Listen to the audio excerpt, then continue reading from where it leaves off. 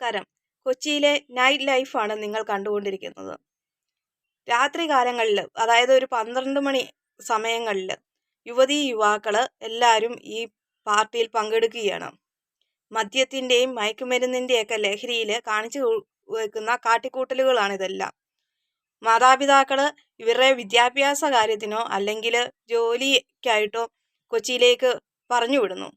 ആരും വാണിംഗ് ചെയ്യാനോ ഒന്നുമില്ലാത്തപ്പം കടിഞ്ഞാണില്ലാത്ത കുതിരയെ പോലെ നടക്കുകയാണ്.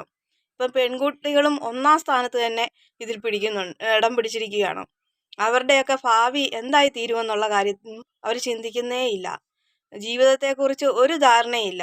മദ്യത്തിനും മയക്കുമരുന്നിനും ഒക്കെ അടിമയായിട്ട് കാണിക്കുന്ന പേക്കൂത്തലുകൾ. കഴിഞ്ഞ ദിവസം ഒരു യുവതിയെ മയക്കുമരുന്ന് അടിച്ചിട്ട് യുവാവുമായിട്ട് കറങ്ങി നടന്നിട്ട് അവിടെ നിൽക്കുന്ന ആളുകൾക്ക് നേരെ കത്തി വീശുകയും അതിനെ തുടർന്ന് പോലീസ് വന്നപ്പം പോലീസിന് നേരെ ആ യുവതിയാണ് കടിച്ചു കീറാൻ വേണ്ടിയിട്ട് ചെല്ലുന്നത്. അത് നമ്മൾ സോഷ്യൽ മീഡിയയിലെല്ലാം കണ്ട ന്യൂസാണ്. ഇതിൻ്റെ പേരോ എന്താണെന്ന് ഞാൻ ഓർക്കുന്നില്ല. ആ പെൺകുട്ടിയുടേത്. ഇതൊക്കെ മയക്കുമരുന്നിന് അടിമയാണ്. കൊച്ചിയിൽ എന്തും നടക്കുമെന്നുള്ള രീതിയാണ്. നമ്മൾ ഒരു 12ാം ക്ലാസ് വരെ മാതാപിതാക്കളുടെ ഇതിൽ മാതാപിതാക്കളുടെ ഉത്തരവാദിത്തത്തിൽ കുട്ടികൾ വളരുന്നു.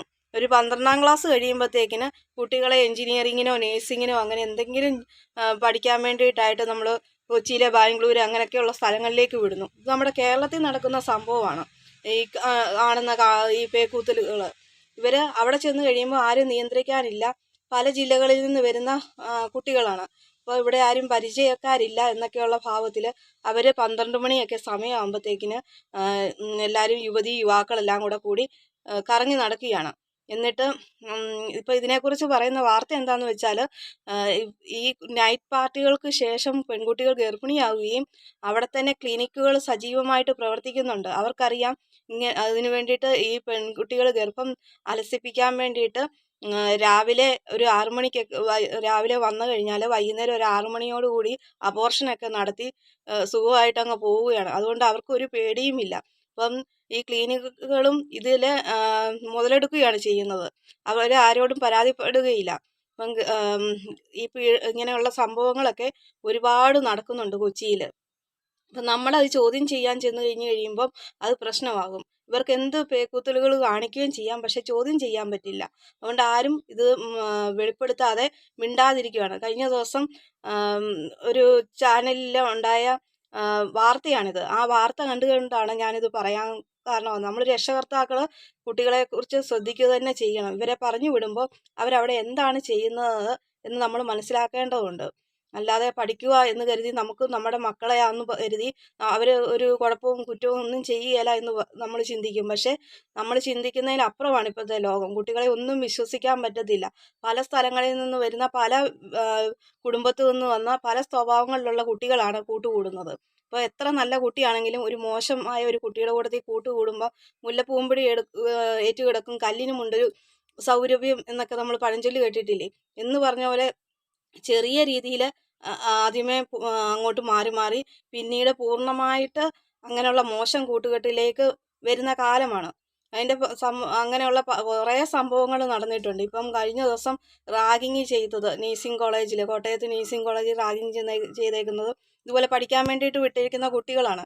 ഇവർ 5 പേര് കൂടി, അതും ഒരു കുടുംബത്തിലേ ഒന്നുമല്ല, പല കുടുംബങ്ങളിൽ നിന്ന് വന്ന കുട്ടികൾ. അതാ ഞാൻ പറയുന്നത്, പല സ്ഥലങ്ങളിൽ നിന്ന് വന്ന് പല സ്വഭാവത്തിലുള്ളവർ വരും.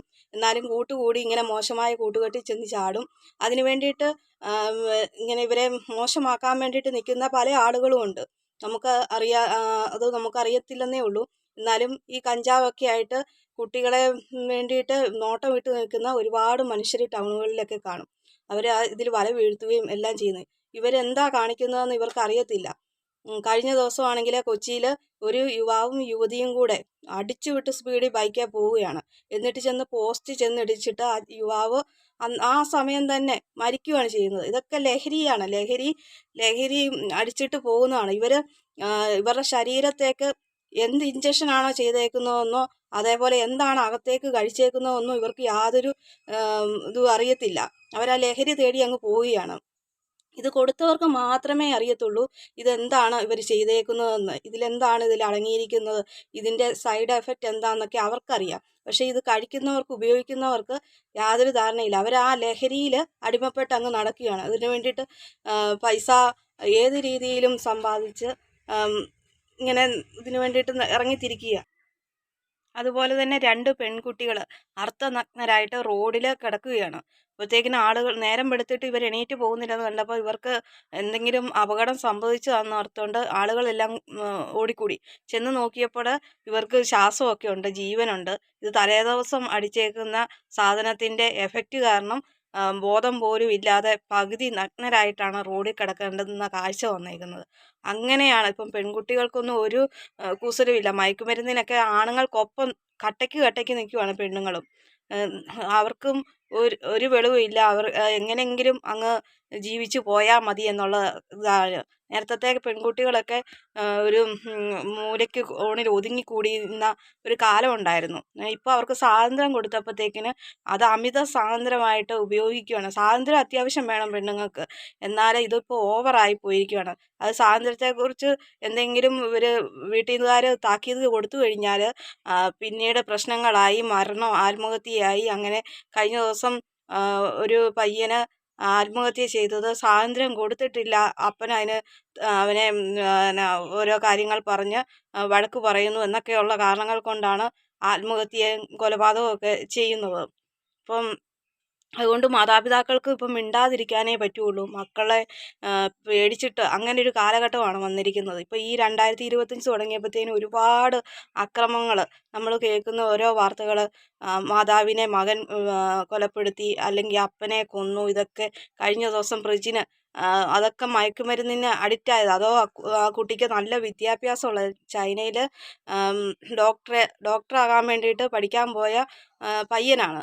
അവന് ഒരു റൂമിനുള്ളിൽ അടച്ചിരുന്ന് അവൻ്റെ റൂം തുറന്നു നോക്കിയപ്പോൾ ഒരുപാട് സിഗരറ്റ്, അതുപോലെ ഇങ്ങനെയുള്ള ലഹരി സാധനങ്ങൾ, പിന്നെ എന്താ ഒരുപാടും ആഭിചാര്യ ക്രിയകളോ അങ്ങനെ ഏതാണ്ടൊക്കെ കാര്യങ്ങൾ കണ്ടുപിടിക്കുകയുണ്ടായി. ഇതൊക്കെ കുട്ടികൾ വഴിതെറ്റുകയാണ്. പിന്നെ ഇപ്പോഴത്തെ രക്ഷകർത്താക്കൾക്ക് എന്താണെന്ന് വെച്ചാൽ മക്കളെക്കുറിച്ച് ശ്രദ്ധിക്കാൻ നേരമില്ല. അവരും ബിസിയാണ്. അവർക്കും ഇങ്ങനെ ഫോൺ ഉപയോഗിക്കുക, നോക്കുക, അങ്ങനെയൊക്കെ കണ്ടുകൊണ്ടിരിക്കുക. കുട്ടികൾ റൂമിനുള്ളിൽ കയറിയിരിക്കുമ്പം അതൊന്നും ശ്രദ്ധിക്കുന്നില്ല. അതൊക്കെയാണ്.